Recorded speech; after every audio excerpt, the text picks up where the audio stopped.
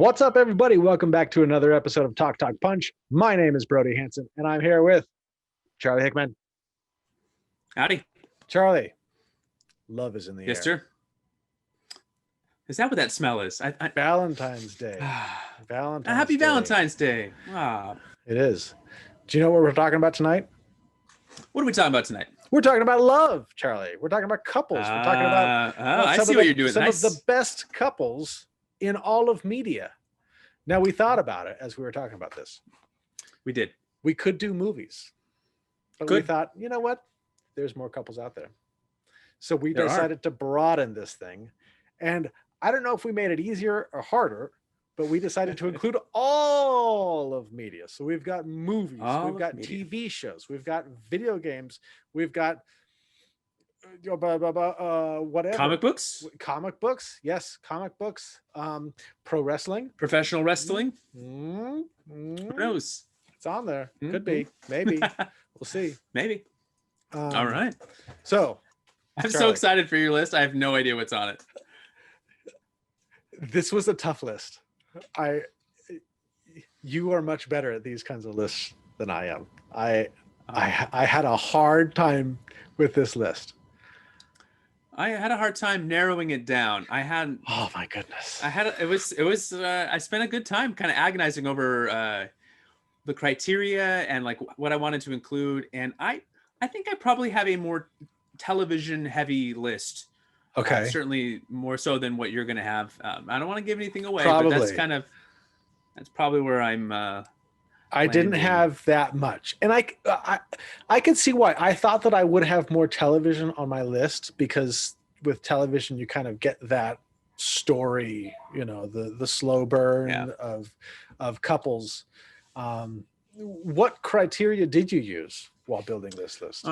So for me, I kind of went by like, okay, I had to enjoy whatever the medium was that I'm watching this couple in. I got to enjoy like the vehicle, right? Mm-hmm. If I don't like the movie or if I don't like the show or if I'm not into the book, like there's no point in they're a nice couple. I mean, I hate the movie, but they're so sweet. So I wanted to enjoy the overall whatever it was. I wanted to be moved, like some kind of emotional connection. Okay. They're bonus points if it was personal, like to me and my experiences. And then it's like I wanted to see something that made me think deeper about like love relationships. It's a little cheesy. Stay with me, folks. I'll explain as we go on the list, but like just something that was like valuable, meaningful, some depth to the characters, not just something that was like, kind of looked nice on the surface, but something that had a little bit more underneath. And I think that the couples on my list, they do that. We're going to share a little love today, bro. Okay. Yeah, I built mine kind of based on how bummed would I be if they broke up. Or if I saw one of them with someone else, like how much would I be like, well, that's not right. Like that can't be like, would it cause distress to me if I saw that couple broken up? And then kind of the next part of that is like how invested in I was the building of their relationship. Yeah. And so that's kind of what I used. Maybe I made it way harder on myself. Maybe I could have just picked people that I like together, but that's kind of how I envisioned building my list. So that's what I went with. And okay. I don't know how confident I am in this list, Charlie. Now I was tempted to put like some friendships on here, like deep friendships. But I decided to leave that off for another list. Maybe we'll do a friendships throughout books and video games and movies and television, because there are a lot of like really, I think, incredible friendships that get portrayed that are meaningful, especially, hey, you and me, bro. It's true. A bromance for the ages. So it's true. Here we are. Happy to share Valentine's Day with you. Oh, you too. Should we start? Yes, let's go for it. Okay. All right. Let me get my stuff. I gotta move some stuff around. Get your stuff ready? I got my stuff. Oh, all right. Okay, this is where the magic happens. There we go. Getting it ready. I was like moving stuff around until about 5 minutes before we started talking. I'm like, actually, maybe that one should be higher. I don't know. Okay, let's just start. Let's go. Let's just start. Charlie, what's your number 10? Top 10 couples. All right. Now, I do think there'll be a reflection in my list with some recency bias, some things towards the top that I've experienced more recently, some things towards the bottom that I just think fondly of in my memory and have watched recently. And that includes my number 10 couple, Fry and Leela from Futurama. It is a show that I absolutely love, and it is surprisingly moving in specific episodes. There are the saddest episode of television I've ever seen is an episode of Futurama called Central Bark. Really? And I can never watch it again because it left me feeling so gutted. Oh my goodness. It is so sad and depressing. Oh. I can't do it. So when I rewatch the show, I just skip that. I can't do it. Really? I'm just not emotionally equipped to watch that episode ever again. Oh my goodness. So sad. And when they decide they want to pull those heartstrings on like the romance level, they do, and it is good. Okay. It is really good. And there have been several episodes of that show that just kind of like really like gut punch. But specifically, this one made my list because of the finale. And look, all right, is it still going? There's going to be. Is that show still going? It's over. Oh, it's over. It's done. Unfortunately, yeah. And this is one of those shows that has a unique claim to fame that it's been over twice. So it got canceled after 5 seasons. They had 3 like movies that they did for Comedy Central, and then those received enough like attaboys to turn back into a show for a few more seasons. Gotcha. And look, this has one of the best series finales for a half-hour television show, I think, of all time. Really moving. And if we were doing this just based off of one episode, they'd probably even be higher. But there's just not a lot of like love story in like the week to week episodes. So they're a little bit down here at number 10. So there's gonna be spoilers. So if you haven't watched Futurama yet for some reason, maybe you just haven't discovered it yet. It's a great show. But yeah, all right. So Fry and Leela find themselves kind of like outside of time. So Fry breaks time. So everything's frozen, and we get this really beautiful back half of an episode where basically Fry and Leela just wander the earth together, growing old in this like frozen world. And it's the line that Fry says at the end that is he says, "If I could make one moment last forever, this is the one I would choose." And it was just like this really beautiful moment. And this, I think, ringing true more so like now, like this in the year 2020, we had this pandemic. We're shut indoors. You want to be with the person that you're stuck with in quarantine, that like just like that. You want to be with someone who you can just be outside of time with. Mm-hmm. That if the whole world froze, that just being with this person would be enough, just to have that special person at your side. So it was a really sweet episode. It was like a perfect finale. Loved it, and it was just like so they made the list at number 10. It's a tearjerker, just to warn you. It's no Central Bark, but it's a moving one. I don't know that I've ever seen an episode of Futurama.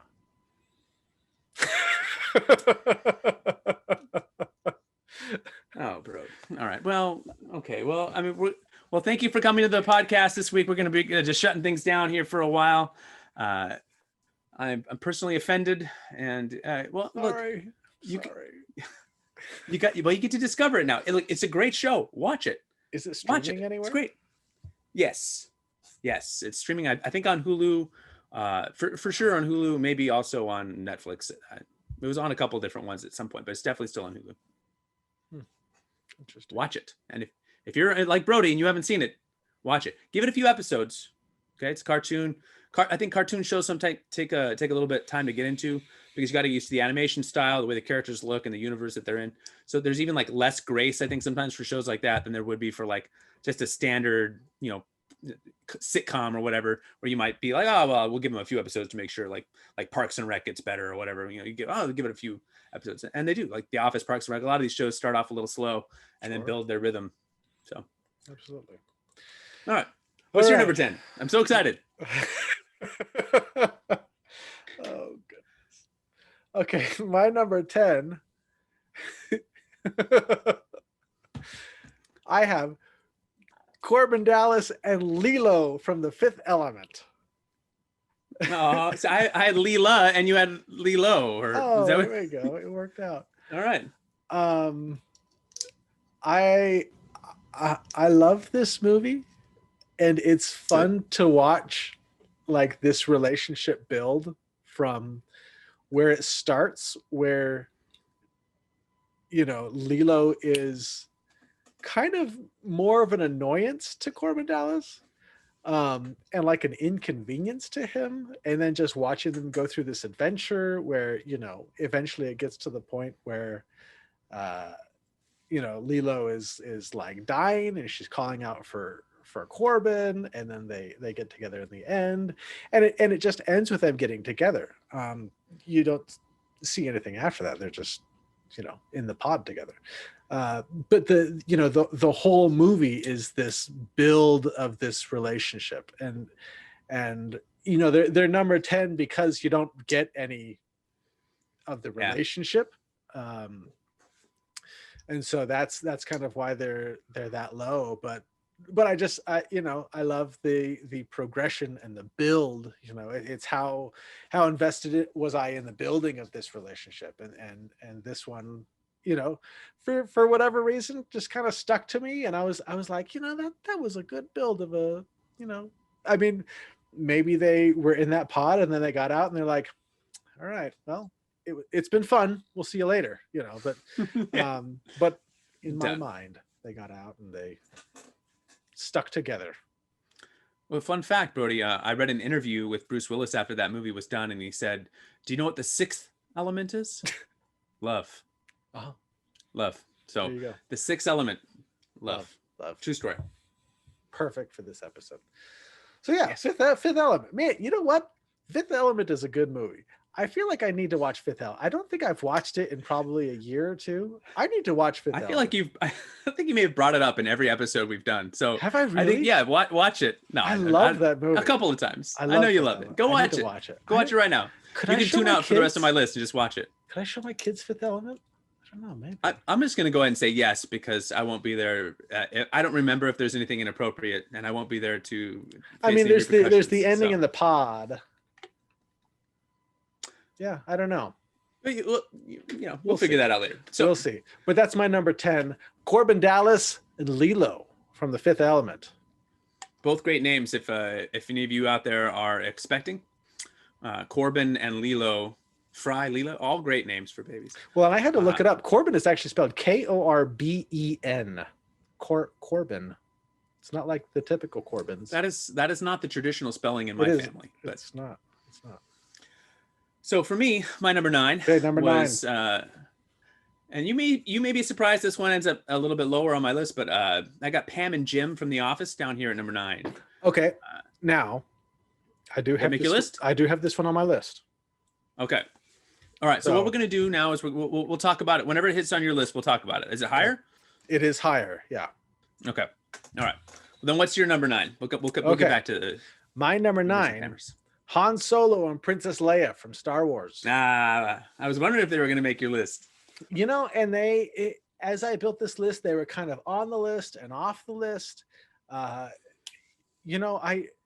It seemed like, based on The Force Awakens, that it didn't quite last. But they weren't. They got married. I don't think they got divorced. But he just kind of took off. Did they get divorced? Well, can you ever be divorced? I don't think you can. I think once you're one with the Force, you're one with the Force. Tell that to Mandalorian when they say that Baby Yoda can lose the Force sensitivity if he doesn't train. So true. You can be divorced. But they made it on based on how invested was I in the building of this relationship, and sure. So you go through A New Hope and you see the flirtations there. You go through Empire Strikes Back, and then it kind of picks up, and you get the I love you and the I know and things like that. And then also I can't imagine them being with anybody else. If in Force Awakens Han Solo comes back and Leia is like, oh, meet my new boyfriend because you've been gone for 20 years. I'd be like, I don't like it. Well, she did. It's Grogu's father is Leia has a new man and he's green. Mm. Yes. So that's, they kind of landed number 9, just Fair. based because they were kind of on and off, and were they like the best couple? Like, probably not, but were they a good couple? And could I imagine them being with anybody else? No. Are they a couple that stands out to me in terms of like media and movies? Well, yeah, it's just they're just kind of synonymous with each other, of Han Solo and Princess Leia. So they wound up at my number 9. Fair. So I'm surprised you went with Han and Leia over Luke and Leia. I mean, after that kiss. Hey, A side note, I did see, like, when I was doing some Christmas shopping online, like Star Wars pillowcases where one says "I love you" with like Princess Leia buns, and the other one says "I know" with like a blaster, and the blaster's like pointed directly at where "I love you" person is. Please don't ever buy that. And also, like why would you do that? Like, it's such a weird visual. Like, they show the bed, like, oh, isn't this awesome? It's like, no, it's and by the way, like, in the moment in that movie, like, it's kind of cool and he says "I know," but also kind of like a not so cool in like a marriage if your wife's still saying "I love you" or your husband's still saying "I love you," and you're like, "I know." Yeah. Well, and I really wanted to add a Star Wars in there, and I was like, okay, I went through all the Star Wars romances, and I was like, Anakin and Padme. Yeah. A love for the ages. Jyn Erso and what's his name? Andor, right? Andon? Crap. He's getting a show on Disney Plus. Oh, Obi-Wan. No, from Rogue One. The Mandalorian. They had a fine one, but then they both just died. And was it really a romance? I don't know. So then I was like, well, what is left? God, there's not very many Star Wars romances. Rey and Ben? I don't know. Yeah. So wound up with Han and Leia. Han and Leia. So back to back sci-fi love for you. I like it. Yep. So for me, my number 8 is Daphne and Niles from the show Frasier. This one is not on my list. Have you seen it? The show Frasier? Yeah. Yeah, so you're gonna have seen like 1 out of the 10 things that I referenced today. It's gonna be awesome. Because I'm referencing obscure things like Futurama and Frasier. Really, anything with an F in it, you're just like out, right? So if it's an F show, haven't seen it. I don't have anything that starts with F. Yeah, that sounds about right. That checks out. So for those of you who have seen Frasier, it's the continuation of the show Cheers. At least the character from Cheers, Frasier, and he moves to Seattle to take care of his father, Dr. Frasier Crane. Yes, only this time he's like a radio talk show host, and it's a really neat extension show. Cheers was like one of the few, like, my family didn't watch a lot of television together when I was a kid, really any. But my parents did watch Cheers when it was on, and they were home, and I would, just kind of sneak in and watch with them from time to time. And so I started watching Cheers, and enjoyed it. And then it was on for a long time. So as I got older, I kind of watched it on my own. And then Frasier, watched bits and pieces of. And then obviously once the streaming services came together, it was like, oh, I can kind of binge through this and fill in the gaps. But the love story of Daphne and Niles is kind of a fun one and a messy one. And there's like an instant like attraction from Niles to Daphne, and only he's married to like this ridiculous caricature of a person named Maris, who we never even see because they keep describing her as like in more and more extreme ways that aren't actually humanly possible to exist in. But there's like this beautiful episode where they dance together, the tango after Niles' divorce, and there's these really just like sweet, tender moments like just sprinkled throughout the entirety of the show. And it's really a slow build. It's a real slow build. And it ends in a really messy profession of love where they're both, Niles is newly married and Daphne's at her wedding, and they finally find out that they have feelings for each other. And again, spoilers, sorry, if you have, and so one of the things I actually really like about the show is the way that they slow played it for television. Like a lot of these are going to be, there's choices that characters make that are a little less realistic, but they're filling scripts here. So they're creating drama and tension, but they made difficult choices and own their truth, at probably the messiest possible moment. And just out of that kind of mess, they had a really beautiful. They got married 3 times because of family stuff. It was really funny. It's good stuff. There's a scene where Niles is in the cafe and he's writing out his proposal letter to Daphne. He just keeps weeping because he can't. And I just so relate to that. Just that moment of okay, I know I'm going to propose, and just trying to put words to those feelings. And he's just crying. And Roz comes in. She's like, oh, I can edit this down for you. And then she's reading and she's crying. And it's just really sweet. And you just grow to really love those. Those are easily the 2 most likable characters in the show. I love Roz too. And Martin. Actually, Frasier's probably the least likable character on that show. But love me some Niles and Daphne. And it's a very fun romance to watch and to live through. And you see a lot of growth in their characters. And by the end of the show, it's impossible not to root for them, and I'm really glad that they ended up happy together. Nice. Niles was the brother, right? Correct. Okay. I mean, I was familiar somewhat. I think the show came on right after WWE Raw for a long time. And why wouldn't it? I mean, that's the perfect segue. Sherry Niles, yes. I just did enjoy watching that WWE. Yes. Yeah, for maybe Raw, maybe Smack. I don't know. It was something, but it came after something that I would watch, and so there was every once in a while where I would catch an episode, and normally I would have no idea what was going on because I didn't follow it regularly. So, yeah. But I knew some of the characters, so I knew Niles was the brother. I knew that. Good on you. Good on you, Seth. What's your number 8? My number 8, I have Ant-Man and Wasp from the MCU movies. So watching them starting from Ant-Man and building their relationship and having it kind of built around, Hank Pym and things like that, to eventually getting to the Ant-Man and Wasp movie, where then you really see their relationship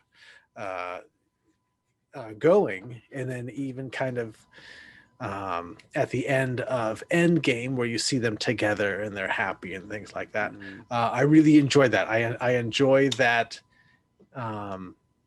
Hope is almost like the better of the two.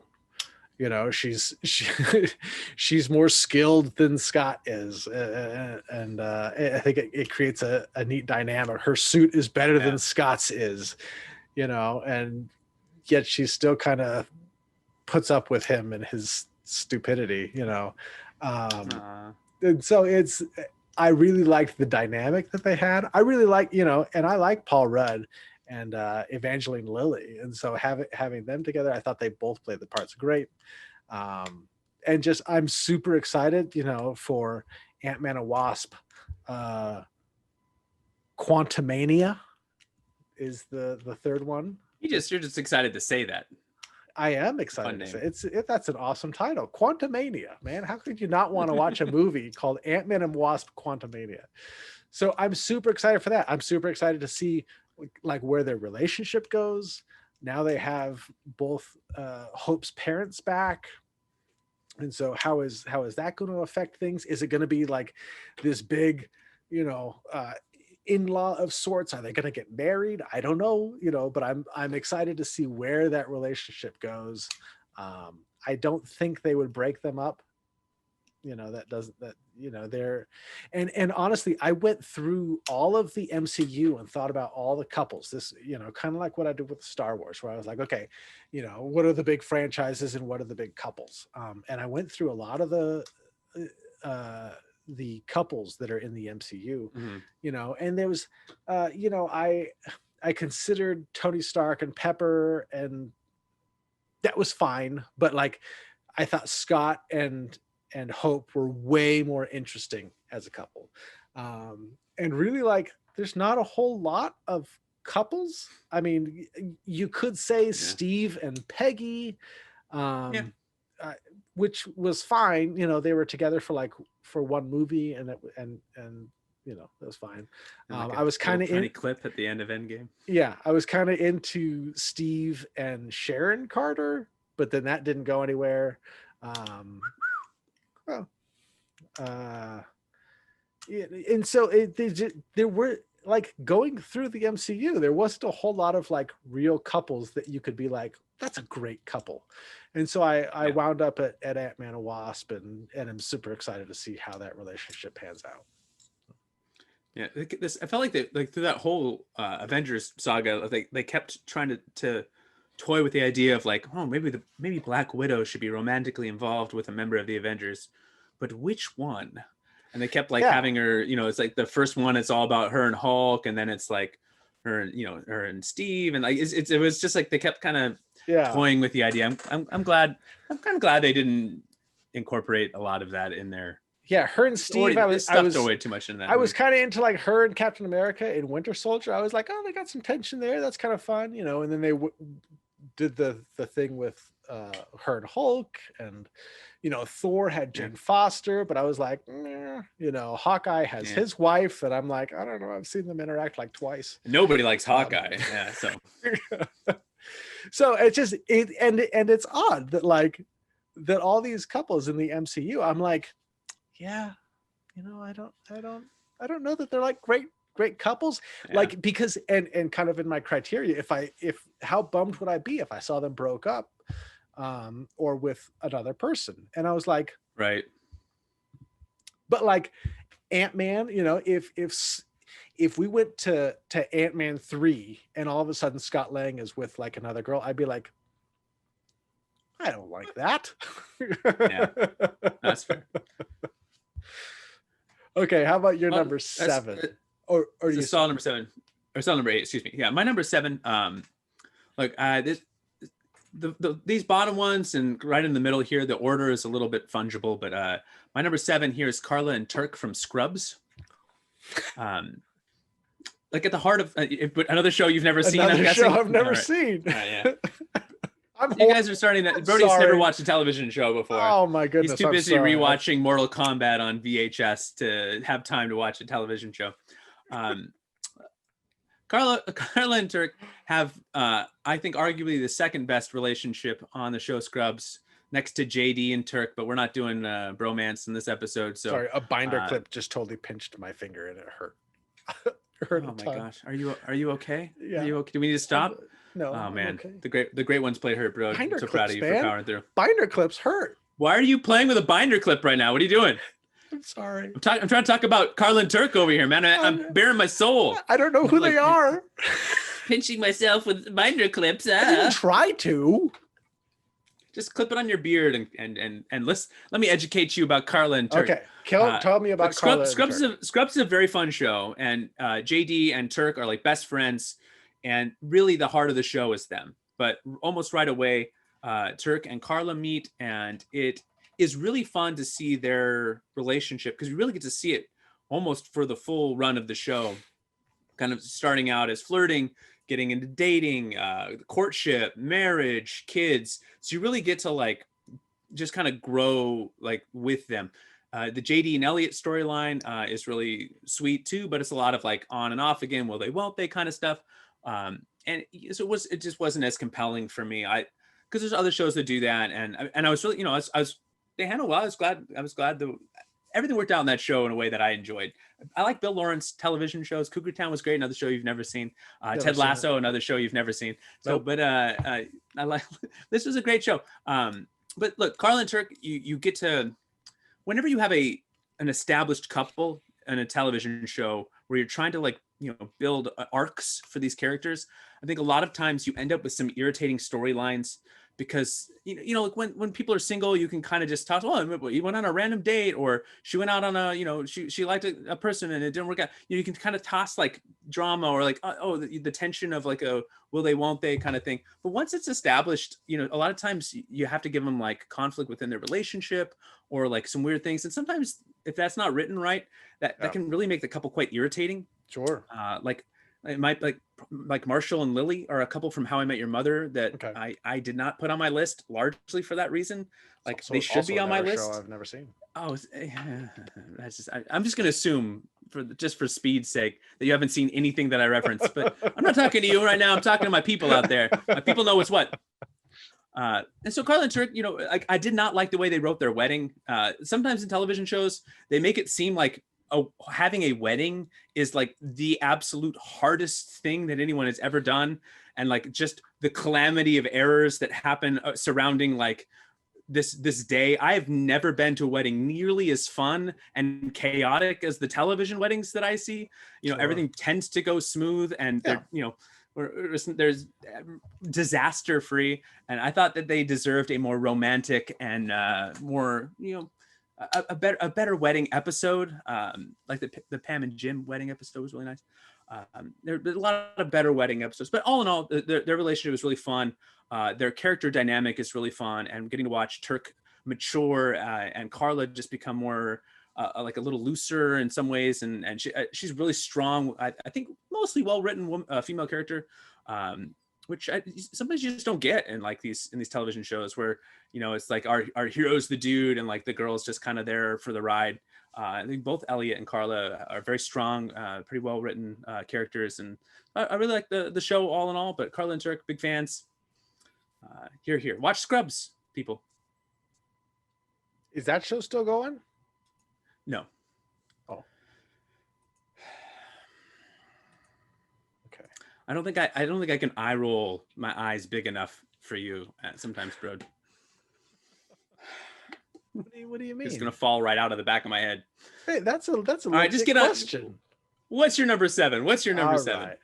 My number 7, for those of you who watched the top 10 personal favorites, this is Christian and Satine from Moulin Rouge. I knew they would be on your list. Of course they would. Sing us a little bit of your love song. My Gift Is a Song, or whatever. Or Come What May. I can't sing Come What May. That song's hard to sing. You know, at least like the Elephant Medley is just kind of a mishmash of a whole bunch of different songs. Well, fine, sing us the Elephant Medley then. No. I'm not here to sing. I'm here to talk. No one wants to hear me sing. Trust me that. Let us know in the comments below if you'd like to hear Brody sing. If we get at least one comment asking Brody to sing, he'll do it on the next cast. Oof. I'm not going to make that promise. So Christian and Satine. So the whole movie is kind of the build to their relationship, and it's great. It's funny and it's charming and it's sweet, and you're scared for them. Like you're scared for Satine as she's going through all this stuff with the Duke, and you know they're keeping this relationship a secret, and you know, and even as you know she's with the Duke, you know, you're like, oh, I don't like this guy. I don't want her to be with the Duke, you know, and so that's where, you know, how bummed would I be if I saw them with somebody else, you know, like you see it and you're like, oh, I don't want her to, she shouldn't be there right now. She should be with Christian. And then also, you know, I do get invested in their relationship, even still, you know, and yes, it ends in kind of a tragedy, and it's sad in the ending. You know, and even seeing where Christian is at the end of the movie, even though it starts with him post movie, and then you backtrack and then go through, and then you go back to him at the end, and so you know the end right away, and right. you see where he is and stuff like that, and so, you know, and I enjoy the story because the whole movie is their story, and I love the movie, and you know, watching them go from like strangers in this miscommunication to falling in love and ultimate tragedy. So they wound up as my number 7. Beautiful. All right, my number 6 is a little bit of a curveball, so stay with me. All right, am I going to know who these people are? Do I know who these people are? No, you will know that. You'll know the movie because it's a movie. All right, this is not a television show, so you have a better shot of at least saying that you've heard of it. Okay. But I was watching a movie with a girlfriend in high school, and the movie was Jerry Maguire. Okay. And Tom Cruise and is dating or engaged to be married to this girl, Kelly Preston. And she throws this bachelor party for him. Well, and she has a video, and it's like some of his exes. And the line is, great at friendship, but bad at intimacy. My girlfriend's like nudging me. She's like, that's you. That's you. You know, and did I know this girlfriend? Was this? Yes, you did. Okay. We'll just call her Sarah. And so as the movie plays on, their relationship just continues to be a little bit. I had to write the quote down because it's a great quote. And so the Avery is the character's name. Okay. She says, Jerry, there is a sensitivity thing that some people have. I don't have it. I don't cry at movies. I don't gush over babies. I don't start celebrating Christmas 5 months early. And I don't tell a man who just screwed up both of our lives, oh, poor baby. That's me, for better or worse. But I do love you. And so I'm watching this movie with my girlfriend, and I am realizing I'm dating her, and she's over here nudging me like I'm dating him. And it was like just this really awkward experience. And we didn't date much longer after this. It was just a weird, and she, she's not making the connections to the Avery character. But afterwards she's like, oh, that's you. There's a line where she's like, I love him for the man he almost is and the man he could be. And she's like, I think she's trying to be sweet. She's like, hey, you're so close to like a good guy. Like you almost have it together. And meanwhile, the whole movie is like about, Jerry and Renee Zellweger's character and Tom Cruise's character and their love and the kid and all this stuff. And there's all these great one-liners and Cuba Gooding Jr. and Show Me the Money and Shoplifting the Pootie and all that stuff. But buried underneath all of these are two characters that are on my list. And it's Marcy and Rod Tidwell. So it's Regina King and Cuba Gooding Jr.'s characters. Okay. And they're married and they just have this like great rock solid marriage. And I remember at that time I'm watching this movie and I'm supposed to be like thinking, I'm supposed to be connecting with the Tom Cruise character and he's will it work out with him and Renee Zellweger? And I walked away from that movie going like, I don't want that. That like none of these relationships that Tom has in the movie. I don't want any of that uncertainty and his waffling and his just kind of like finally getting it together at the last minute. And it's just like, okay, maybe they're happy, maybe they're not. Who knows? Mm-hmm.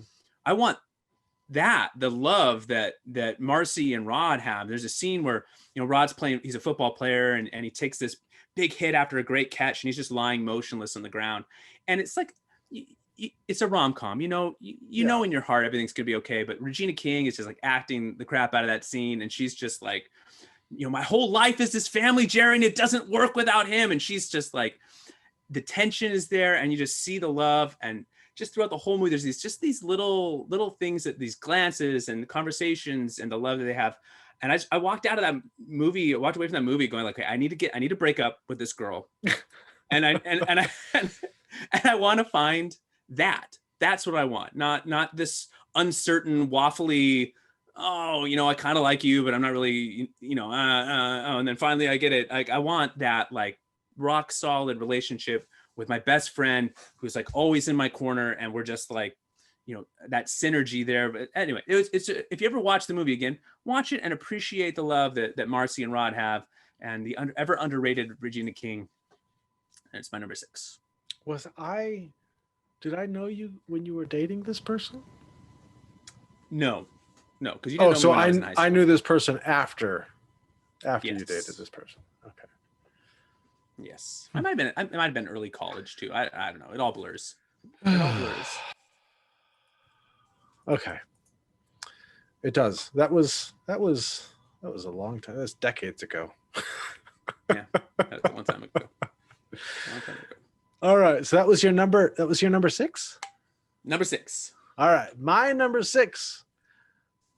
Homer and Marge Simpson. Don't. It's a TV show, Charlie. And you know this. I've never seen it. I've never heard of this TV show that you're talking about. Baloney. And technically there was a Simpsons movie, so. Oh, that's true. So yeah, it's a TV show / movie. Yeah. So Homer and Marge, this one, when you start the series, they're already married. And so this one fell very much in the how bummed would I be if they broke up. And I can't imagine it. I think that Granted, I haven't seen every episode of everything. I don't know if there was ever Disney any Plus, get to work. infidelity anywhere. I think there might have been there was a few episodes where they almost split. Even like the early season, there was like the bowling episode. I know that there was when they like, there was always like they could split, or Homer like was taking care of some girl in one episode, and it got kind of weird. But they always wind up back together, and I can't imagine them like getting divorced, or with Marge being with another guy, or with Homer being with another girl. As dysfunctional as they are, like it's tough to separate them. And so, and even what are we at? 38 seasons or something no, not that long. Oh, gosh, 30 something seasons. I think it was 63 seasons now, I feel like. Oh my goodness.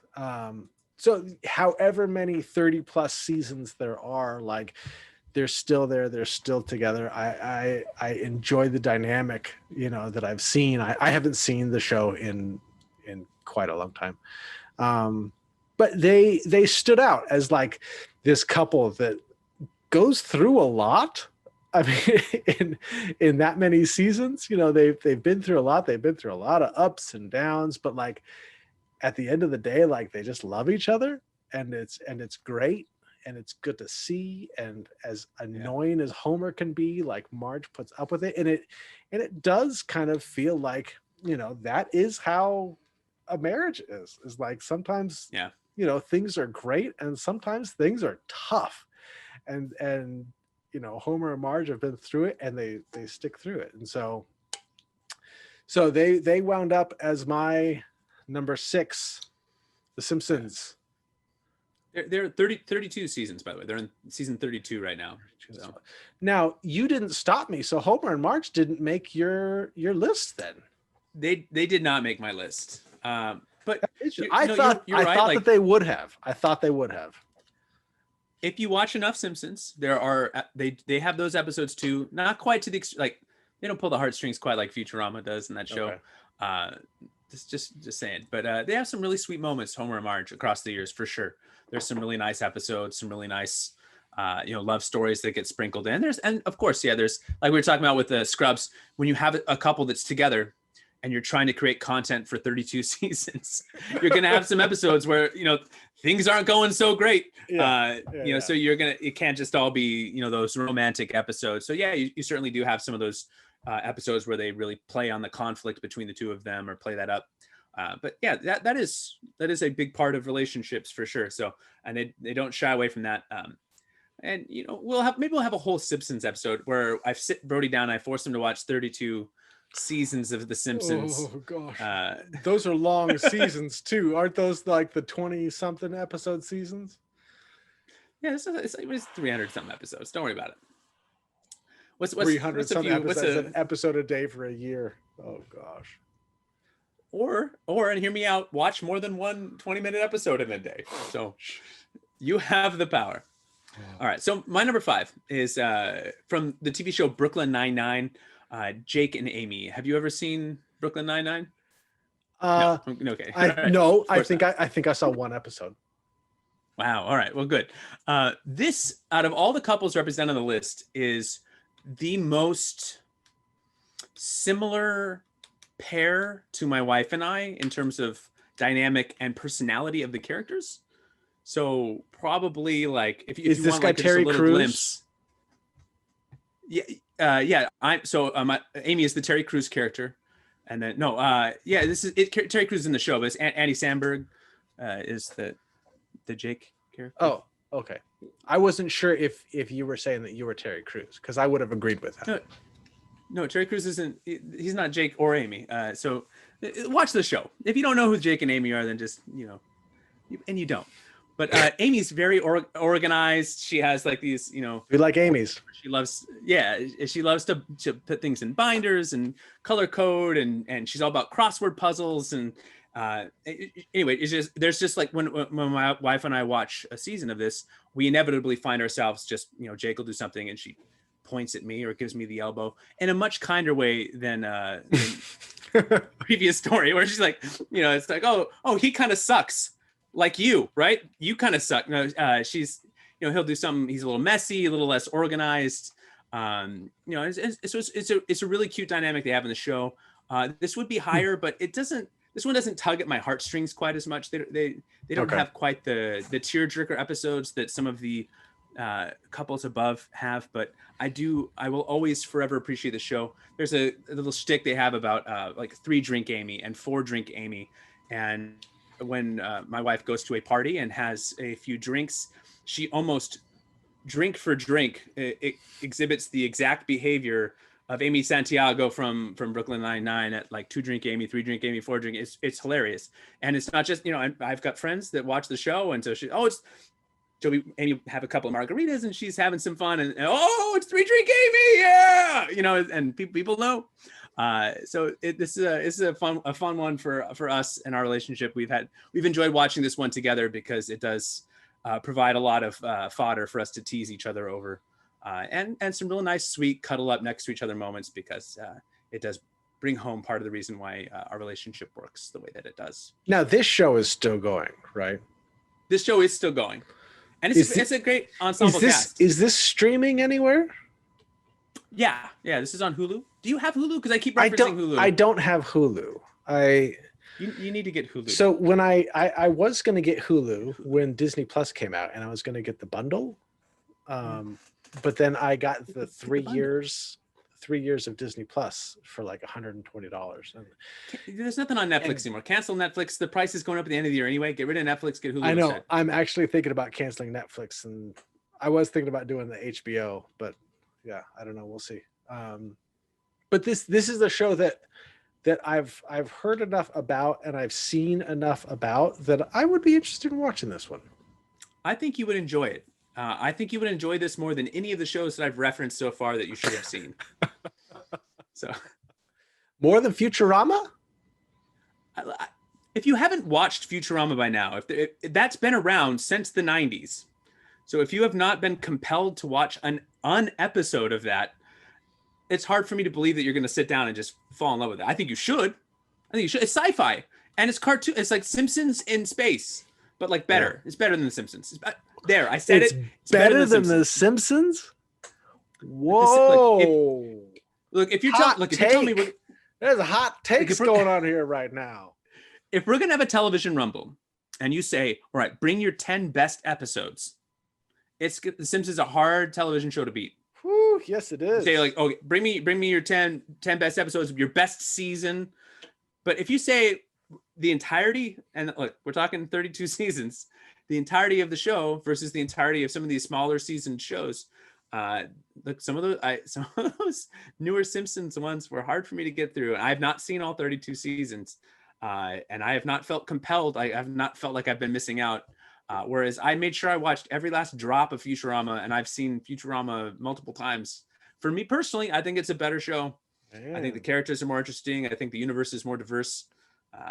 You're talking about a show that's been on for 32 seasons versus a show that's been canceled twice. Yeah, heck yeah. Wow. Interesting. Hey, look. I'm not saying that Simpsons is a bad show. I like The Simpsons, and Simpsons at its best is one of the best things I've ever seen. I just don't know that we've seen Simpsons at its best for a while. But again, I have not been like faithfully watching the new stuff. So if you're out there and you're like, no, season 31 is the best season of The Simpsons we've ever had, let 31? Me know. What am I missing? No, I'm just saying, like, for instance, I don't know how many episodes from season 31 I have seen. I have ping-ponged around some of the newer stuff with the kids because I've gotten them into The Simpsons. They enjoy it, and that's kind of renewed my passion for The Simpsons. We've enjoyed watching some of those funny episodes. They have a kind of like a Lego movie kind of parody episode that's really enjoyable. The kids really like that a lot. It's all done in like Lego style. So that was a really good one. That was new. That was a newer one. There you go. All right, so that was your number 5, right? Yeah. I lost track. Yeah, number 5. Sorry. Went off on a Simpsons and Futurama rant there. Man. Okay. Top 10 animated shows. We got to do that sometime. All right, my 5.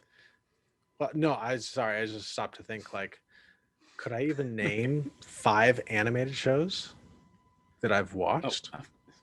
Oh, come on. All right. You're killing me right now. You know, I really liked Archer. Archer's great. Archer's great. It is great. I watched that one. Love Archer. Oh, Archer was one that I was thinking about putting on here. Oh, well. Too little, too late. Okay, number 5. I have Ron and Hermione from Harry Potter. I have and I have this in the books/movie category. Nice. Probably more of the books. You know, the characters are all fleshed out a bit more in the books. And this one, you know, I was kind of like, okay. Originally, I had Arthur and Molly Weasley on here because I really like them as people. It's kind of like, so our house, Amy and I have named the borough, and Molly and Arthur Weasley, it's just kind of like, you know, they're there, they just like want people to come over. There's kids all over the place. It's just kind of a safe place to be, and doggone, they will like protect it and do, you know, kind of the right thing as best they can. And so I had them on there, but really we don't get a whole lot of like exposure to them. We get like little bursts of Arthur and Molly. And so as far as like watching a relationship build and things like that, that's where I decided that Ron and Hermione would be higher on the list. There is like Harry and Ginny, but I was like, I don't know. It kind of came later when Ron and Hermione, you kind of watched build through like all the books instead of Ginny just kind of showing up more towards the end as a Harry love interest. And so I enjoyed it. And even with Ron and Hermione, when they kind of, you saw it building from early on. Right. And they kind of ventured out into like other people. And when I thought about that, when you're like the, you know, oh, Hermione is going after Crumb, you know, in Goblet of Fire, you know, or Ron is going after, you know, somebody else. I don't remember her name.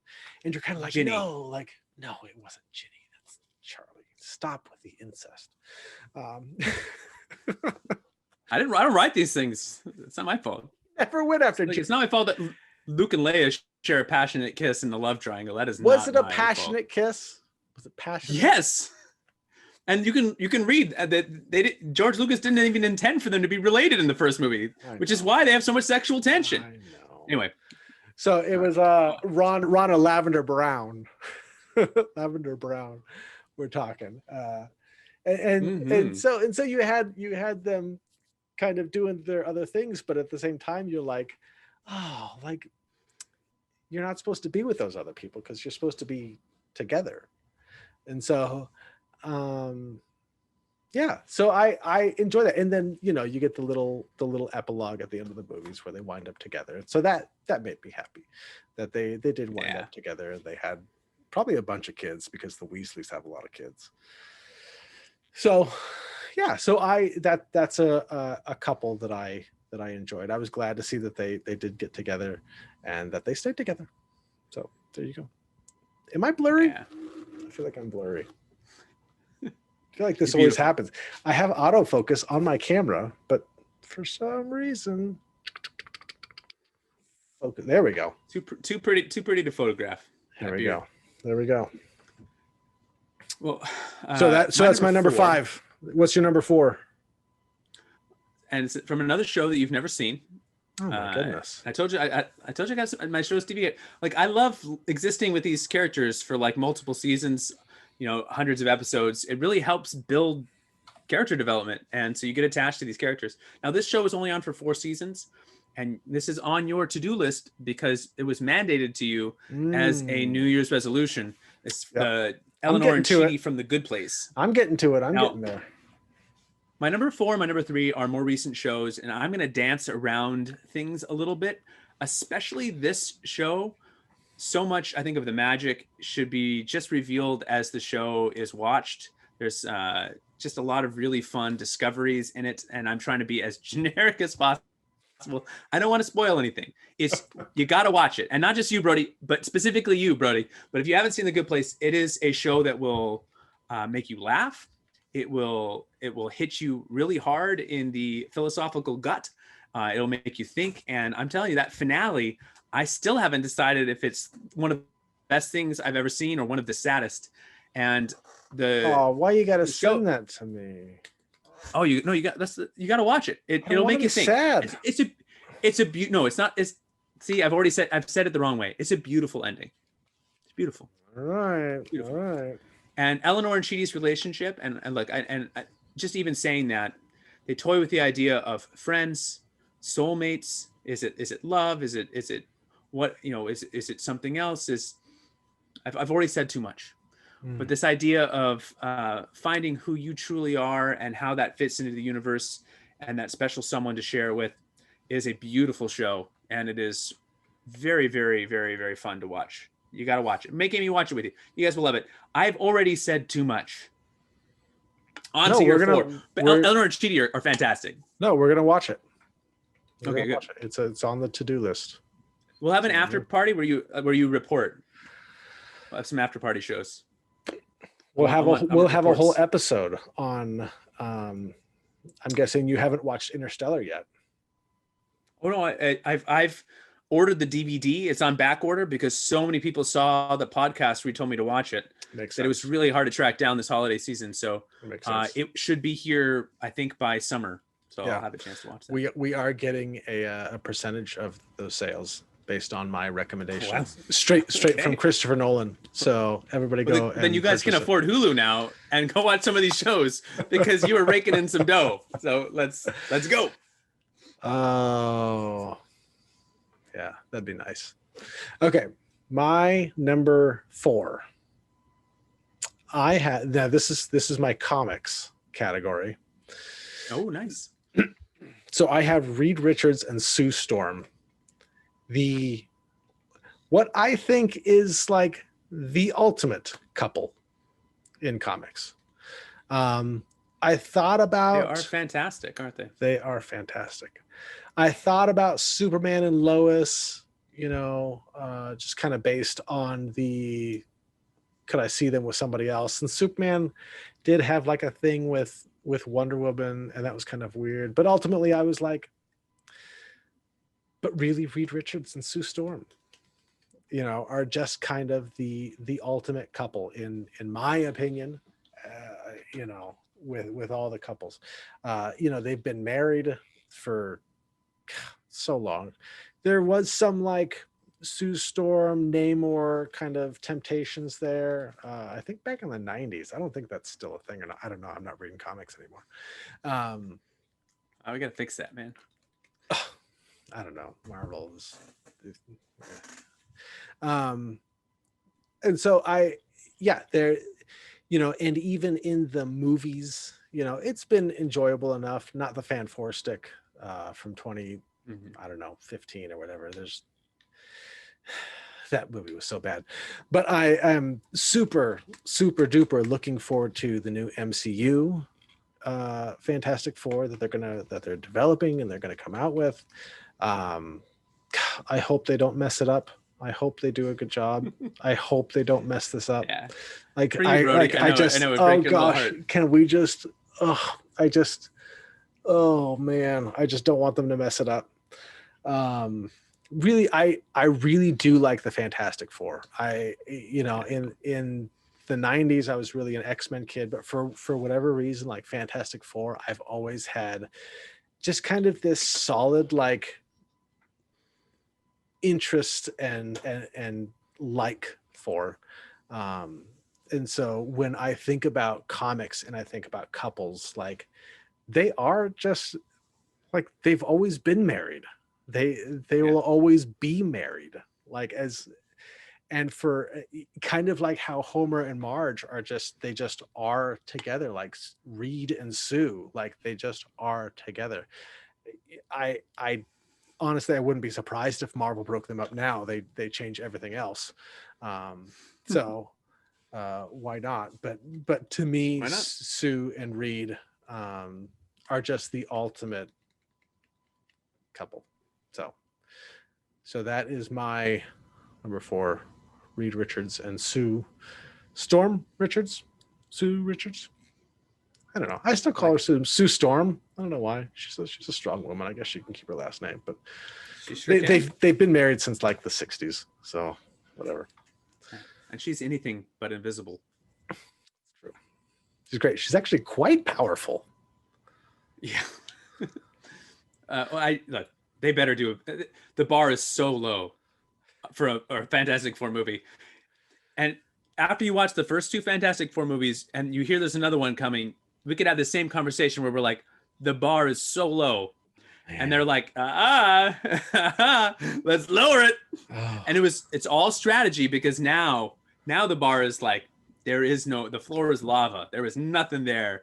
And they're like, now we're going to come in with a good movie. And it can just be adequate. And we'll all be like, so much better than every other Fantastic Four movie. Oh, gosh, the fan force. Did you ever see that movie, Charlie? I tried. It was like on I don't know if it was a streaming service or if it was back in my having cable days. It's on Disney Plus. I just couldn't. It's on Disney Plus. I could have been mean and had you watch that this year. That's better. At least I could watch that. I don't have to buy it. I could just watch it. Yeah, that's true.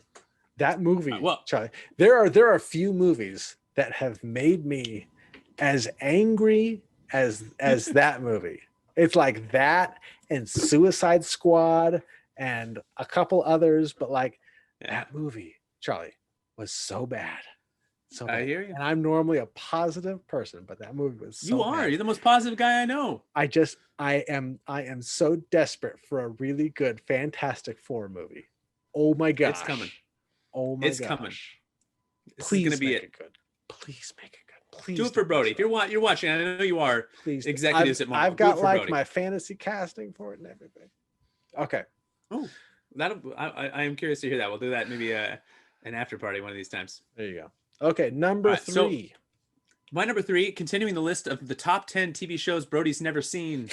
My number 3 is from the show Schitt's Creek, which I'm guessing you have not watched. I've not watched. Okay, you might even actually like this show as well. It is a great show. It's won a bunch of awards. People are talking about it all over the place. Uh-huh. So you don't need me to tell you it's good. Okay. But I will say that sometimes you hear enough over and over again that a show's good. So you go in and you watch like the first couple of episodes and you expect it to be great right away. Okay. But part of the beauty of Schitt's Creek is it's giving you this family that's really unlikable. And then you're watching them change and grow, and the love and the beauty that comes out of their family evolving, and the dynamic that each character has with each other and with the world. It's really beautiful. It's a really feel good show. It's a laugh out loud funny show, and it really feels good. But the first few episodes, you're not going to like the characters because you're not supposed to. Like, that's the show. Like, they're a rich, wealthy family and they're forced to live in this town after their business manager stole all their money, so they don't have anything. So they're kind of like living in this motel, and they're all grouchy and snobby and bratty and whiny. And I mean, you make it sound great. You get to watch. Well, you have to watch it. And look, I want to be real about this, because I tried to watch a couple episodes when it first came on, and I was like, I don't want to watch this, and then. I just like, I don't want to listen to, I don't want a full season, because I didn't know what kind of show it was. I don't know if it was going to be like a Seinfeld show or something, where the characters are just kind of, It's Always Sunny, where we're not striving for personal growth in these characters. We're just trying to present hilarious calamities and things like that. Sure. And I like those shows, but I was like, I'm not into this right now. And then I kept hearing good things about it. I'm like, okay, we need to watch this again. We put it on and we just kind of steamrolled through those first few episodes and just completely fell in love with it. It's one of my wife and I's favorite shows. And really, there's a bunch of different couples, Moira and Johnny Rose, or the couple that I chose. You don't need to hear about the couples I didn't choose. But David and Patrick have this beautiful relationship.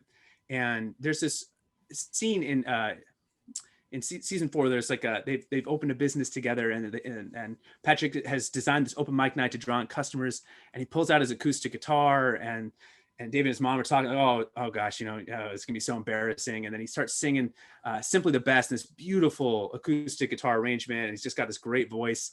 And I'm just bawling, and Amy and I are just nestled together, and it's just like, and they just have this beautiful love story, and all the characters grow and change, and getting to watch his story as he evolves and changes, and the way that their relationship works, and it kind of becomes more of a central focus of the show, I think, as it takes off into seasons 5 and 6. I don't want to ruin anything. I've already said too much. It's a great, great show, and this one will make you feel better about the world at a time where it's hard to feel really great about the world sometimes. This is a show where it's like, okay, maybe people can evolve and people can change, and it's just a really well done, really well written show, and I don't know, they're all very memorable, very relatable, very wonderful characters by the end. So I highly recommend it. But that's more talking about the show, because I'm trying not to spoil anything. But I love Dave and Patrick. Give me some DP. That's the end of my number 3. Love them. There you go. I've never seen it. Apparently I don't watch any TV. I don't know. It's such a good show. It's such a good show. Oh my gosh. I think it's on Netflix. I'm laughing, and then all of a sudden I'm crying. That one's on Netflix. You guys should watch it. And I'm telling you, just get through those first couple episodes. Keep going. It's got Chris Elliott. You love Chris Elliott. Who's Chris Elliott? Oh, he was Cabin Boy. Elliott. He was Cabin Boy. Yeah, it's one of the greatest movies ever. Cabin Boy. He plays Roland Shit. His last name is the town's namesake. Huh. Interesting. If you haven't watched, if you're out there, how many times you've told me to watch a show this episode, Charlie? Golly, these are not short shows either. These are shows that have been on for 6 years. Seasons. 6 seasons, Charlie. Doggone it. My wife and I are rewatching the whole thing right now because we're just so into it. It's like into season 1 where they're like, oh, you just got to watch like 4 episodes. I can do that, but it's just not on this list. Oh my goodness. Because I want to fall in love with the characters, and every couple on here is a couple that I'm like, just right in here, right in the old Hardy, right where Lego guy lives. There you go. Right here. All right, my number 3, and you can finally talk with me about this one, is Jim and Pam from The Office. Ah, nice. I thought this might be the only crossover we have. Yeah. Jim and Pam, man, what a story! This was like the ultimate will they, won't they? Like, they set it up where she was engaged to somebody else, but he kind of had a crush, and then and you just watch this thing evolve over seasons, and then they got married, and it didn't lose interest after they got married. I think that it wasn't as interesting as the will they, won't they, but they ultimately weren't like an unlikable couple after they got married. And there was even like it's sort of weird like storyline where she was kind of confiding in the cameraman, and you were like, and that's where like could I see them with somebody else, where I was like, oh gosh, like what is happening right now? But ultimately, like they were a great couple, like, and those two actors had great chemistry together, and it was great. It was great. This was like, growing up, we had Sam and Diane from Cheers. And have you seen Cheers? Is that a show that I can reference? I've seen some Cheers. It's not like I've sat down and like watched full seasons, but they weren't the first show to do the will they, won't they, but Sam and Diane have become kind of synonymous with this idea of like, oh, they got a real Sam and Diane thing going on. I was just rewatching Community, and so you got a real Sam and Diane thing going on. I hate Sam and Diane. So it's like just a pop culture reference. I thought about putting Community on my list, by the way. It's such a good show. At least you've seen that. That's a great show. I love Community. But Sam and Diane were real toxic, and their relationship, they're nowhere near my list. And like as a kid, you kind of watch, and they're kind of always really digging into each other, and it's just kind of a lot of like that combative fighting, and it kind of cute and fun. And I'll talk more about some of these qualities in future. But like Jim and Pam were like way easier to root for. Like they're like Sam and Diane were like the will they, won't they, and you're like, please don't. Please don't. For the good of everyone around you, do not be like, it's like that relationship. But, you know, I don't know about you. I know I've had in my past, and I've definitely had friends who've had these relationships that are just toxic. And you're like, oh man, this is bad. This is bad. Will they, won't they should never have been. And Jim and Pam had that beautiful will they, won't they. And I think it's one of the, like, yeah, I think you're right. I think it's one of the best, like, just like courtship, like just that sequence leading up to their relationship. And it would be much higher on my list if I just didn't hate some of the last couple seasons so much. That whole cameraman thing was like so infuriatingly dumb, that, you know, to break the fourth wall, and all of a sudden the camera guy's like coming out. It's like they hired like a whole new writer's room, and like, and they're like, it doesn't matter if you've ever seen the show or have any affection for the characters. And really, like, and I feel like they kind of run into some of the problems we were talking about in some of these other couples where it's like, okay, well, Jim and Pam are together. We'll give them some like random things to fight about sometimes, and we'll kind of focus a little bit less on some of like the things that people love about these characters, and we'll kind of give them some drama and some conflict. Also, the worst volleyball scene in the history of television, where Pam's like, I played high school volleyball, and then she throws up a ball and she's like hitting it, like, and it's going like straight down, and then cut to like the ball flying over the net. It is no Top Gun volleyball scene. It is like, my wife and I play in a volleyball league together. We love volleyball, and we love watching The Office together. But that scene comes on, we're both vomiting out of our mouths. It's just like embarrassing. It's like the scenes where they're playing guitar and they're just kind of wiggling their hands across necks, like they don't play. They're not even trying. Like, why are you showing the hand? Don't show the hand in the guitar if they're just doing this. It's not appropriate. It's not good. Just get the hand out of there. So, but I digress. I do love me some Japan. It's a fun, like, I'll put on the first 4 or 5 seasons of that, and just like, and it's just like that reminder of like that falling in love, and it just feels good. It's a really fun. The early episodes are really fun to revisit. So I think the earlier stuff, in particular, really stands out. You know, even like Jim going away to the other office and kind of dating the other girl, and you're like, no, you're not supposed to be dating this girl, you're supposed to be dating Pam, you know, and then, you know, she's got the art school, and all the stuff of the crisscrossing, and then they, you know, they are together, the crisscross. So for me, like, that's the highest of my TV couples is Jim and Pam. You only had 2, so that's not a low bar. I'm so excited for your top 2. I have no idea what they're going to be. I have 2. I guess I have one guess. We'll see if I'm right. I don't know if you'll guess them. So. I got one for sure. Okay. I'm shocked if it's not on your list. What's your number 2? My number 2 is Sally and Harry from When Harry Met Sally. I knew this would be on your list. I'm surprised it's not number 1. Look, all of the couples from 2 to 10 that I've listed so far are all very flawed people just doing their best to love another human being. There's only one perfect couple that exists, and it's my number 1. So we'll get to that later. But Sally and Harry have like that will they, won't they, that Sam and Diane wish they had. That repartee, okay. There's banter, there's, you know, these stubborn characters challenging one another. But there's like love and affection behind it, and a connection, a deep compassion and concern for one another. There's just so many great lines and so many great moments throughout the movie, you know, whether it's like the classic romance on New Year's Eve, where it's like, you know, once you realize you want to spend the rest of your life with someone, you want the rest of your life to start as soon as possible. It's my Billy Crystal impression. It's very good. You know, and I love that you're the last person I think about before, or want to talk to before I go to bed. I love that I can still smell your perfume on my clothes after I've spent a whole day with you. It's great. I love pecan pie. Like, they have so many moments that are just these little moments that you're just like, they're falling in love, and you're falling in love with them. And that was a very, like, I talked about this in my favorite movie, so I don't need to be redundant, but that really shaped a lot of like, oh man, I want that. I want someone who's not just going to agree with everything I say, someone who's stubborn, someone who challenges me, someone I can fight with, but still respect and love. And all of that, all of these good, wonderful qualities. And I love at the end, you know, they have like the whole thing is kind of framed with like these couples talking about their relationships throughout the, you know, they have like the old couples talking about their movie, or throughout the movie, talking about their marriages. And they're like, oh, you know, we were friends a long time, and then we weren't.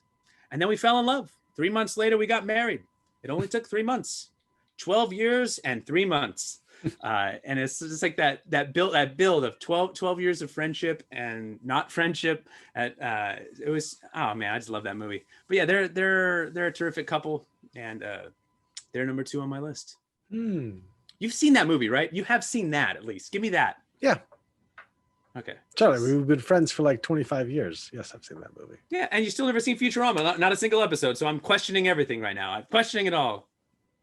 I think it's been a long time since I've seen When Harry Met Sally, but yeah, I probably couldn't tell you a whole lot about it. But I know for a fact that I've seen it.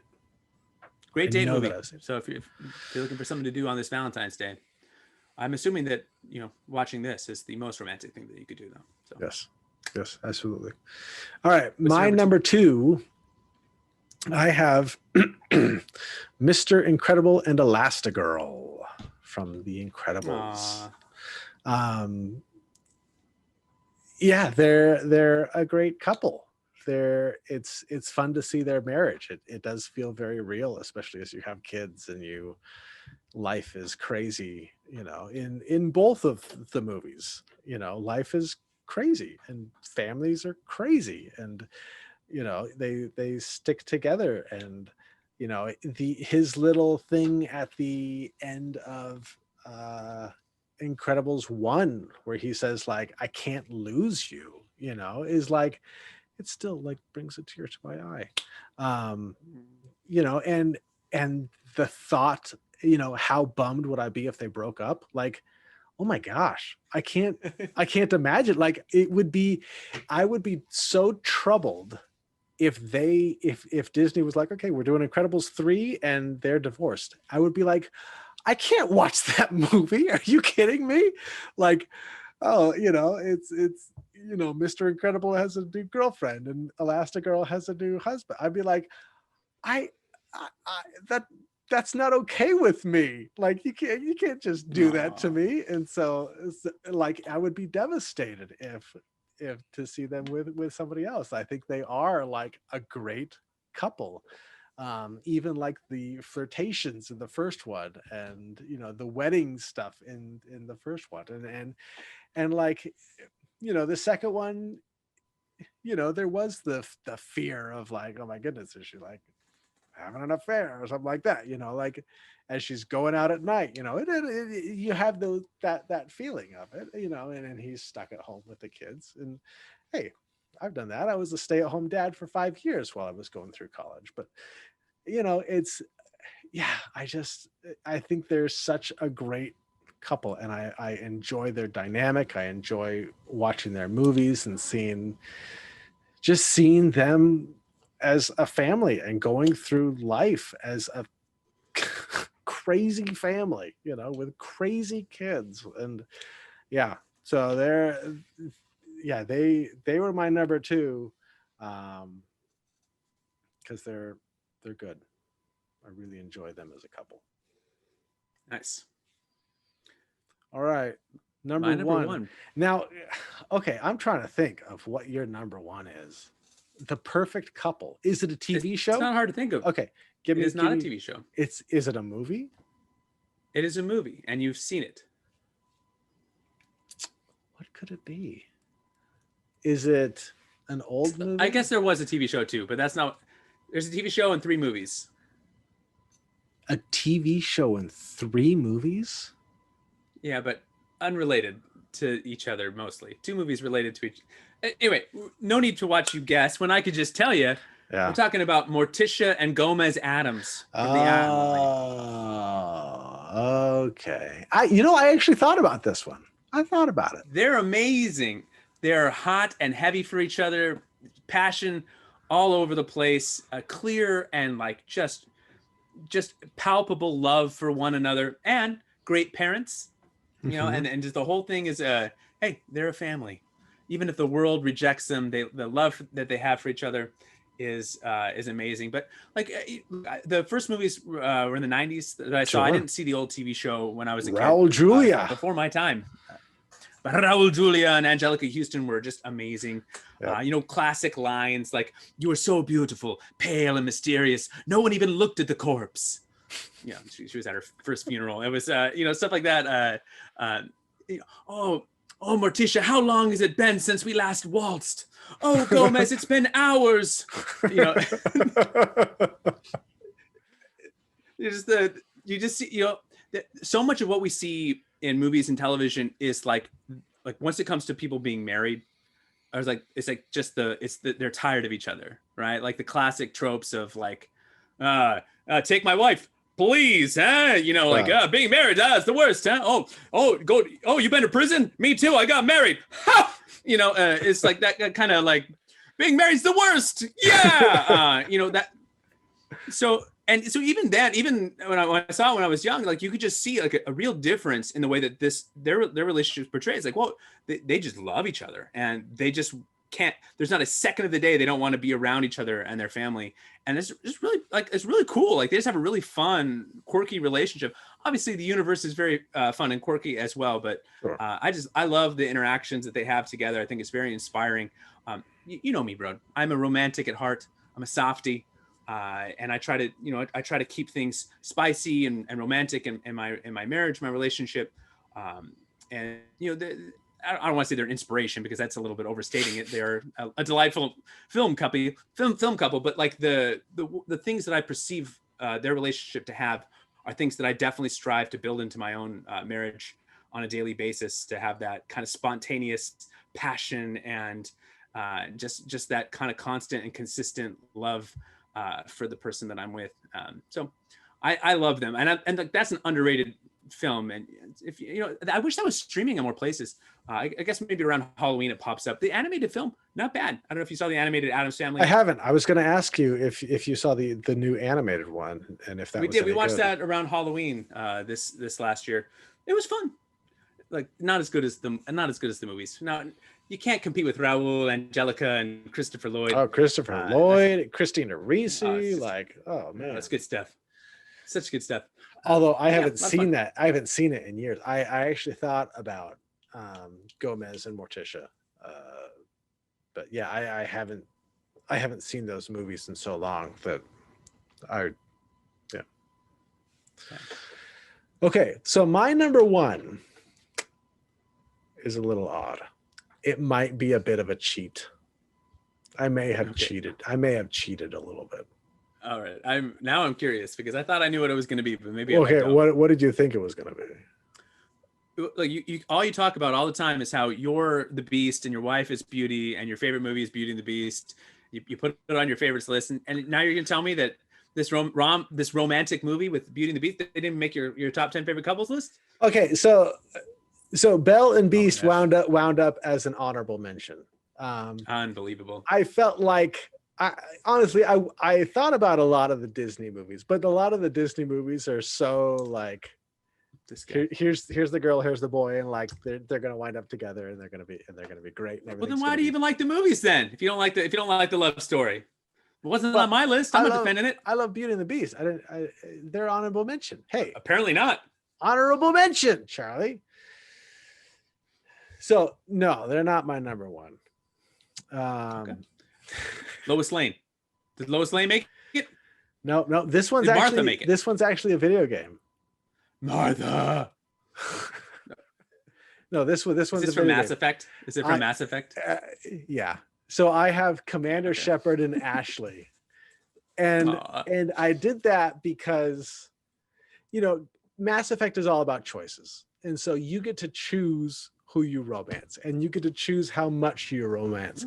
And as you go through the games, you can, if you want to, you can jump out of that romance and into a romance with somebody else. In the first game, my Commander Shepard, I chose Ashley. And in the second game, Ashley has a very brief cameo, but she's not in the whole game. And you actually get the option of starting a romance with somebody else. And I was like, I'm not going to do it. I'm going to stay faithful to Ashley. And then Ashley comes back in the third one and we're able to pick up. And so I had 3 games. It's like 200 hours worth that I've played the Mass Effect trilogy, where it's my Commander Shepard and Ashley. And I was able to, give the answers that I want. I was able to have the romance that I wanted as my Mass Effect character with this other character. And I was, you can be a paragon, which is like more of a good guy, or a renegade, which is more of a bad guy. I was a bit of a renegade, but I was always a paragon to Ashley. Always a paragon to Ashley. And so that, and the gentleman. And yes, it's a bit of a cheat because I kind of formed that romance, and I was able to make the choices that progress that romance, and I was able to make the choice to not start a romance with Miranda in the second one or something like that. Miranda. Actually, she was pretty cool, but she wasn't Ashley. And so, and even in like the second Mass Effect, when I turned everybody down, I was able to go into my quarters and look at my picture that I had of Ashley, and I was like, "There's Ashley," And so it was, and so that one, as silly as that one is, because it's a choose your own adventure. I make all the decisions. I'm not watching it. I'm playing it. So it is a bit of a cheat, but ultimately, like, hey, I really enjoyed that, and I enjoyed what the game allowed me to do to form that relationship between the character that I was building in my Commander Shepard with the character that was Ashley. So that is my number one. And they're coming out with another Mass Effect, and it's going to be awesome. And I hope I get to get my Commander Shepard back, and maybe Ashley's going to be there, and I can continue that romance even more. Mass Effect 4, I don't know if it's called that. They've only said they're working on it. It's called Mass Effect 4: The Death of Ashley is what it's called. That's what I heard. Actually, most people online really don't like Ashley. Most people picked Liara, the Asari, but I liked Ashley. Man, she was cool. She was tough. She was all about the humans. Humanity first, Cerberus. That was me. I was all about the Cerberus. Humanity first. I got a Cerberus hat. Darn those aliens. Humanity first. Me and Ashley. Woo! Woo. All right. Did you have any honorable mentions? Sure. I got nothing but honorable mentions. I can name some more shows that you've never seen. Probably. I love Bob and Linda from Bob's Burger. Never seen it. Bob and Linda Belcher. Yep. Bob's Burger, great show. Parks and Rec. You ever watch that? Nope. Ben and Leslie. Oh, nope. Never watched it. Okay. Well, I what about New Girl? CC and Schmidt. A lot of fun. Nope. Yep. All right. Never watched it. Actually, I watched a few episodes. The whole seemed to be about sex. Like every episode was just about sex, and I was like, okay. I don't have that memory, but I mean, they are adults, and occasionally they have some adult content to discuss. It was like the whole episode. The whole episode. Like, I think I watched like 2 episodes. Did you watch Friends? No. Nope. Okay. All right. Well. Anyway, Jonah and Amy from Superstore, and they that would have made my list if I'd seen. There's a new season out right now. It's the last season. I have not seen it. I don't know how the story ends. So Superstore is great. Never seen. Although I'm curious how they're going to end it. I do know there was some casting stuff that I heard, and part of the reason why they're ending it. I won't spoil it for anyone else, but I guess by the time this is airing, I will have hopefully watched all of Superstore, and then I'll either be crying for Jonah and Amy or crying because I love Jonah and Amy. Interesting. Can't get enough Amy's on the list, It's true. So yeah, I had Belle and Beast. They probably could have made it on my list. Could I have dropped Corbin Dallas and Lilo onto the honorable mention? Probably. I don't know. So there's that. I also had, and this one was on my list and off my list and then back on the list and then back off the list, Macho Man and Miss Elizabeth. Man, come on. They're such a good couple. They were great in the 80s and 90s. Macho Man and Miss Elizabeth. I think the only reason that they didn't make it on my list is because of WCW, and WCW was, they didn't stay together as a couple, and then WCW happened and they split them up even more. And they both, knowing the ending, kind of hurt their chances to make it onto the list. If we went straight from like 80s 90s Macho Man and Miss Elizabeth, and then they just disappeared and I never heard from them again, they probably would have been higher on my list. They probably would have made the list. That's fair. They would have made the list. That's a wrestling reference you probably wouldn't get. No, I finally get to say it. I don't know what you're talking about. Finally. Yeah, they would have made the list. It's a little list of Jericho. Nugget. Yep. That was. I know some wrestling stuff. That was 20 plus years ago. 25 years ago. Yes. So yeah, there was something else that I don't know. I only have those two like written down, but I know something else came up. Oh, I think Archer and Lana. Yeah, they could have made my list, but honestly, I haven't seen the show in a couple seasons, and so I don't know if they're still together or not. So we were watching, and we got through most of the season where they were like on the road as truckers.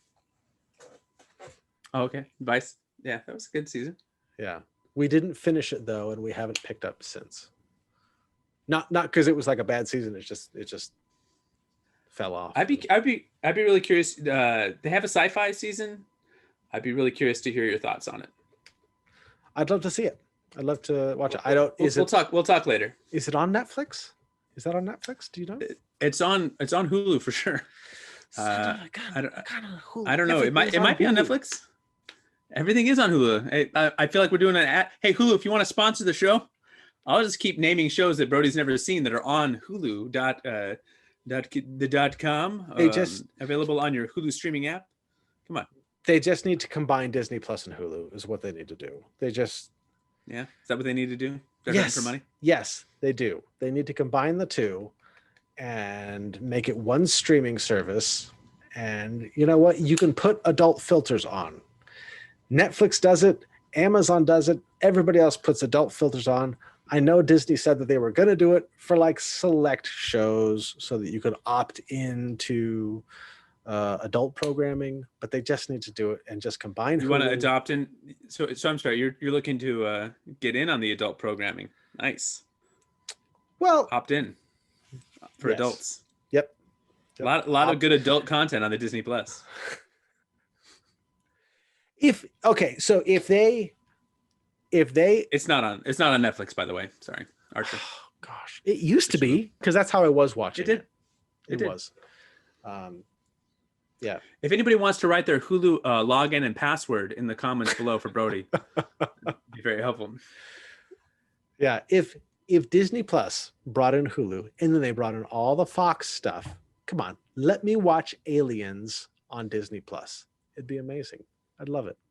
That's what they need to do. Aliens? Just Aliens, like the Sigourney Weaver vehicle. Yeah.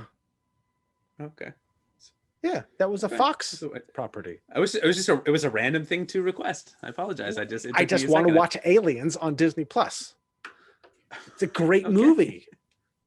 Don't laugh at me. It's a great movie, Charlie. Doggone it. I know, it's wonderful. It's on Hulu. You can watch them all on Hulu. I know it's on Hulu. I want it on Disney Plus because I don't want to pay for Hulu. Pay for Hulu. It's cheap. It's cheaper than Disney and it's better. Right, it's cheaper than Netflix. Excuse me, and better. It is cheaper than Netflix. All right, so anyway, that's our top 10 couples in all of media.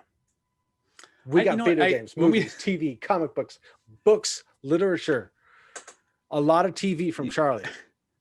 Hey, look, I'll be honest. When you started the show and you said all media, I guess I thought I'll have to recheck the link. I thought we were just doing TV and movies, but that's fine really? Because I don't read a lot of movies or books, that have a great love story in them. So I read a lot of like. Well, when we were setting it up, boring historical I originally books. said movies, and you said boring, no, not just movies.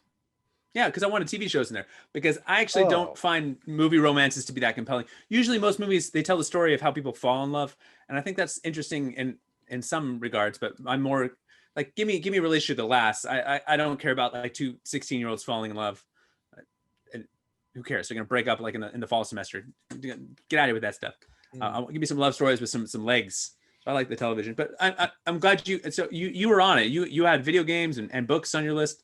You're a genius. I'll have to rethink my list. Maybe I'll come up with a bonus episode where I talk about other stuff. Well, let me tell you, if I was just limited to movies and TV, I would probably have a list of about 4, because I don't know what are you talking about? I don't know if I could come up with any more. You had like one video game and one book on your list, and the rest were movies and TV. It's true. All right. Anyway, this Valentine's Day. Don't call me out on my lack of counting. You're selling yourself short.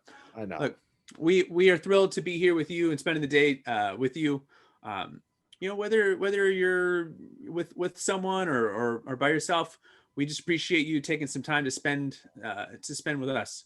And we love you and appreciate you. And hey, if you want to be a little bit more connected to us, just click that like button down there, hit subscribe. We got lots more videos coming your way, lots more lists where I get frustrated with Brody because he hasn't seen anything that exists on television or that is on Hulu. And you can get mad at me for not knowing enough about Elizabeth and the Macho Man, Randy Savage, and how she would snap into his Slim Jim. So feel free to like and subscribe and let us know if we missed any of your favorite couples. Pride and Prejudice? How come... Where's Mr. Darcy on your list? Who? Your wife's so disappointed in you right now. Pride, Prejudice, and Zombies. And Pride and Prejudice. Amy loves that book. Am I wrong? Am I thinking of a different Amy? I do have Pride and Prejudice and Zombies right there on that bookshelf. Not on that one. Too many Amy's. That one. Yeah, I don't. No, I can't say I've actually ever seen Pride and... No, that's a lie. I did see Pride and Prejudice, like when it first. It's also a book, but yeah. Jane Austen. Everybody loves Jane Austen. All right. Well, anything you want to add, bro? No. Happy Valentine's Day. Happy Valentine's Day. We'll see you next time. We love you. We do love you. Bye.